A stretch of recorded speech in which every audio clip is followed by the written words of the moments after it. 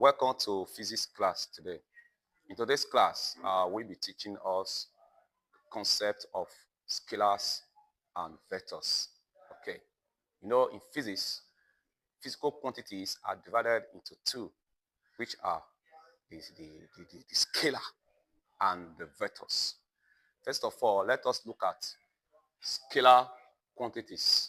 A scalar quantity is a quantity that has just magnitude but no direction. What does that mean? It means it only have the size, but it does not have direction. Examples of these quantities are, number one, we have the length. Okay, length is a scalar quantity. We have mass. Mass is a scalar quantity. We have area.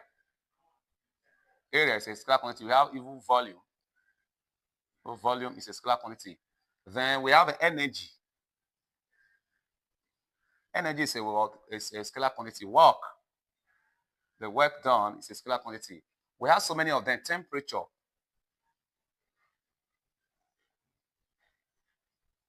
Temperature is a scalar quantity. We have so many of them that you can think of. Why do we call them scalar? Because most of them don't have direction. So energy does not have direction. Energy just talks about the ability of a body or the capacity to do work. So because of that, there is no direction. We call it scalar. Now, how do we add the scalar? Scalar is just added by simple algebraic method. For example, if I have length now, I can have 2 meters plus 3 meters equal to 5 meters. This is your addition of a scalar. If I will have temperature, let's say 20 degrees Celsius plus 30 degrees Celsius is for 50 degrees Celsius. This is very simple addition of what? Scalar. But now, the second one we want to look at is the vectors. Vector, yes, this is very broad. We have different kinds of it.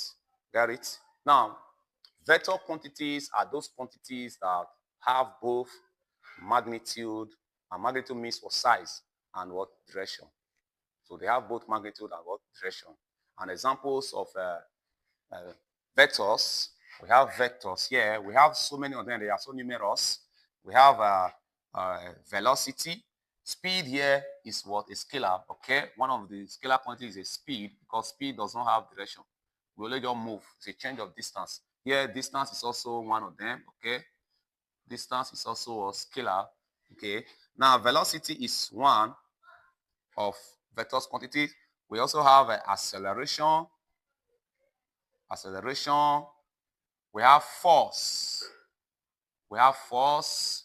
We have so many of them. Even the weight of the body. The weight.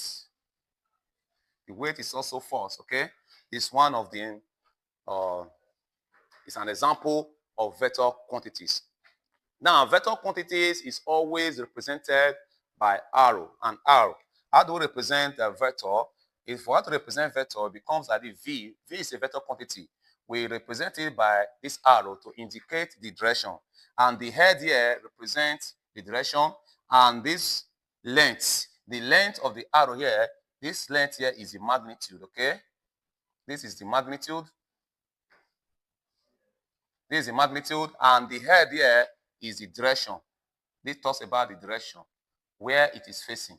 Now, for example, force, F, is what? Is a vector quantity. We talk about the direction. So, vector quantities, just simply define it. They are quantities that have both the magnitude and the direction. Examples, we have so many of them. More of them, you will see more of them. Force is among them. So many. If you get to your physics textbook, you are going to see a lot of it. But what is very important there is that we look at the direction, how it is represented. Acceleration is represented as this because it's a vector. So you don't just represent acceleration in this way when we are considering vector. So now we will then move to types of vectors. There are different types of vectors. Types of vectors. We have a unit vector. A unit vector is where we have something like this, just unit, just a vector like this, moving from an origin. So this is a unit vector.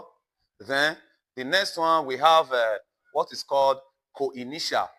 Co-initial vectors are those vectors where they have what? A common starting point. Let's look at this now.